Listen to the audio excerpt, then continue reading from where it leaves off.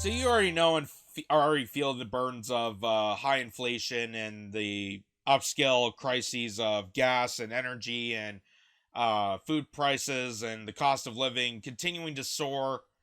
And we are being told that this is supposed to be a good thing, that we're supposed to be doing this in part of benefiting the people of Ukraine. And this is about freedom, democracy, and all those buzzwords you hear on mainstream media. But they don't tell you the other side of the story of the manufacturing of these crises. And take it from Putin himself, as you're about to see here, because he made an address about inflation in the West, which is phenomenal that someone that far away in an Eastern country is going to mention about inflation in another country. But he took the time to actually make this address, and he's going to talk about how the crisis and the sanctions of putting on Russia are hurting more of their economies than it is hurting Russia's. And we've seen the increasing of the ruble and the increasing of production in Russia, how all these, sanctions and all this try to burn the people of Russia and crush down Putin. It's not exactly working their behavior. It's actually doing a complete 180. It's hurting us instead. But take it from the nefarious man himself, as the mainstream media would say, of what the inflation really is about. I'll read the subtitles here, and I kept it low. So it says surging inflation in product and commodity markets had become a reality long before the events of this year.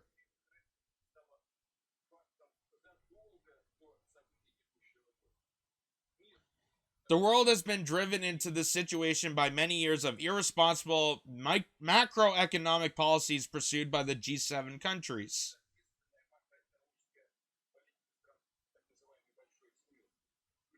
including uncontrolled emission and accumulation of unsecured debt. Unable or unwilling to find other solutions, the governments of leading Western economies simply accelerated their money printing machines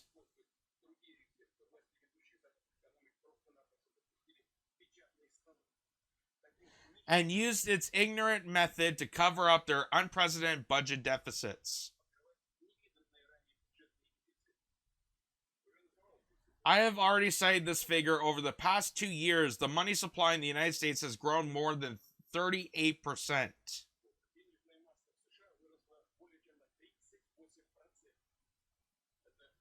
That's $5.9 trillion dollars.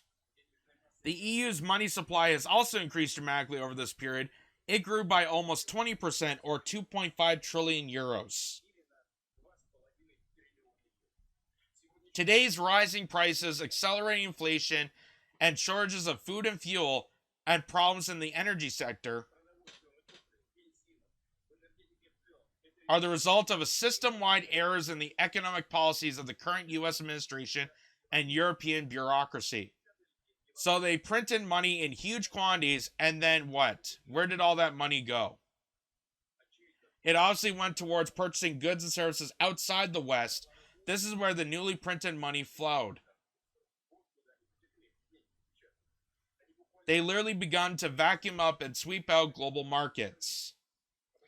The interests of other states, including the poorest ones, were disregarded.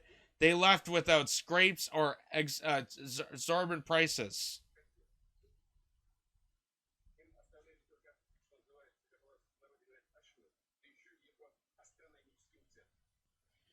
While at the end of 2019, the US imported about $250 billion dollars of goods per month, this figure has now grown to $350 billion dollars.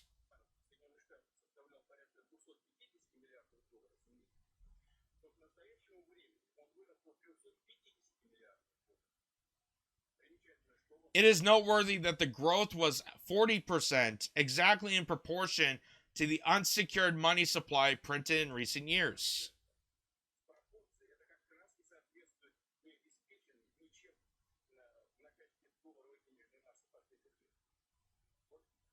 They handed out printed money. Oh, hold on. It jumped on me. They handed out printed money and used it to sweep out goods from the markets of third countries. So that's interesting. That's interesting. That first of all, it came from Putin. That he's willing to address this, which makes him even more evil. Is that what we're gonna take away from the mainstream media? Is that what they're gonna say about this? That somehow he's more nefarious because he understands economic policies of America and European nations? But it's fascinating. It's fascinating that someone's actually willing to take the time to address this. Because you're not hearing it from European leaders. You're not hearing it from the United States. And you're barely hearing it from, even here in Canada.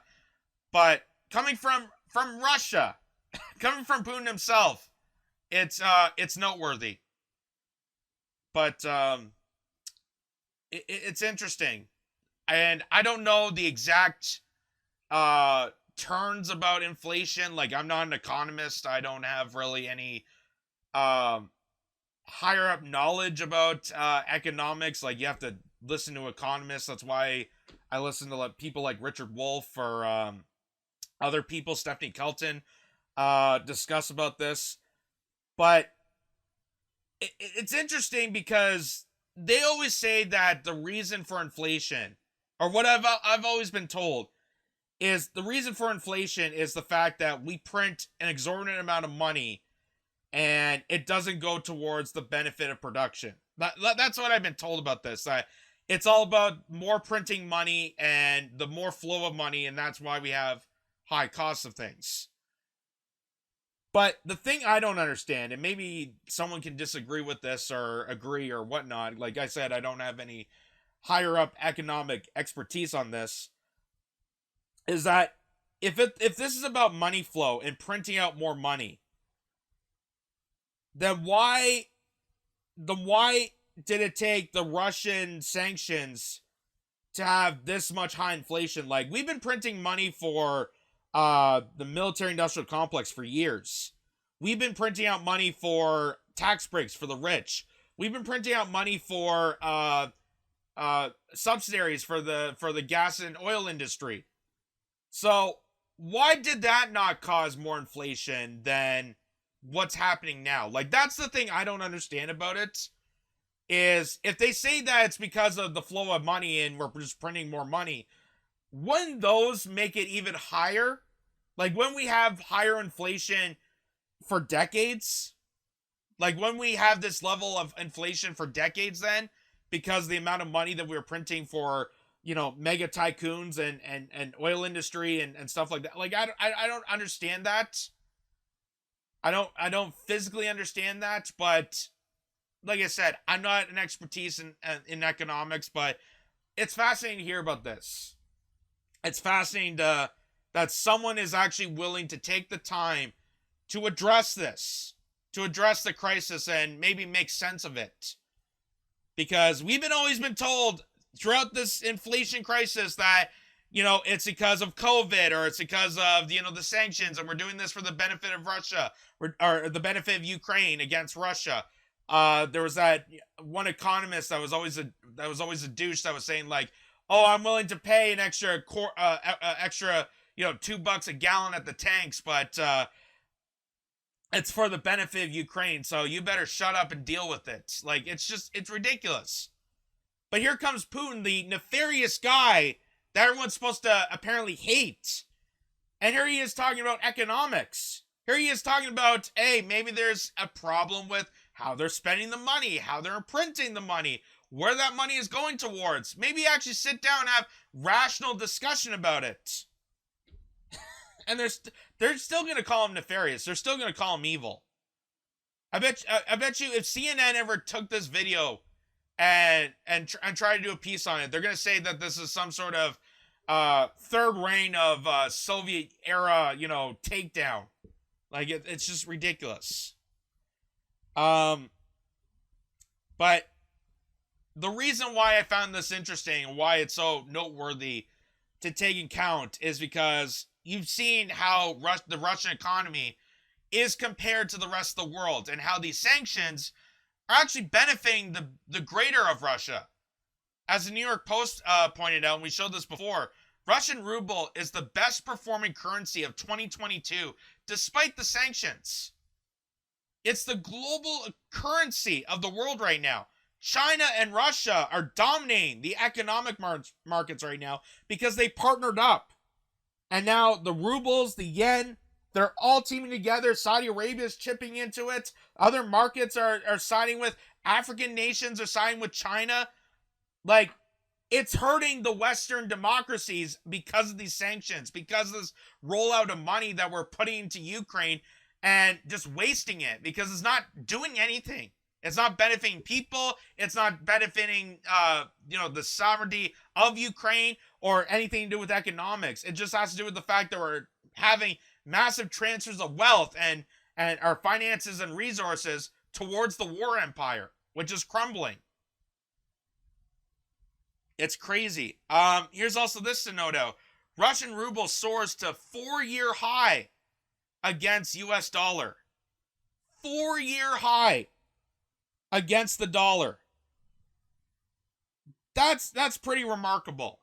That's pretty remarkable. And that's why this is noteworthy. That Putin talking about economics is amazing. That he's saying these words. Because obviously the sanctions aren't working. Obviously something with the Russian economy is actually doing better for them. So why don't we take the opportunity to learn about something about that than trying to demonize even more and causing more of a chaos for us. But here's what they're telling people back in the West, though. This is actually a headline. I can't believe this. This is from March, though. They said, here's 5 TikTok dances you can do to help Ukraine fight Russia. Massive inflation, cost of food, cost of gas, the cost of living is going up. Everything's in a crisis mode right now where everybody's suffering. But 5 TikTok dances you can do to help your friendly people in Ukraine.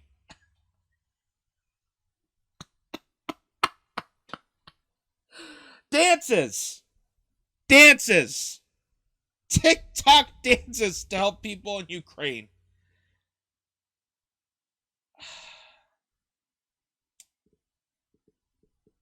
I don't know. I guess the message here is keep them distracted. Is that what we're going for? Keep them distracted while the globalistic empire takes over and dominates over everybody and oppresses ordinary people to engrage their riches. Is that what this is about? Like, we're just gonna propagandize and manipulate people to do a bunch of dances thinking that they're helping out when they're really not. It's just a distraction. I don't know. That's what I take away from this. But it's amazing that Putin is the one is that person that everyone says they're supposed to hate, but at the same time is actually being the voice of reason. So I'm conflicted. I am very, very conflicted. And like I said, I've been saying this throughout the whole Ukraine crisis. I have no likability for Putin. Like, I have no real emotional attachment to Putin or anything like that. I think, like any leader, I critique him. I go against, try to understand what he's about. But there's just something about that was pretty remarkable. So take it as you will. Take it as you will. And maybe you can dance off to understanding the inflation crisis.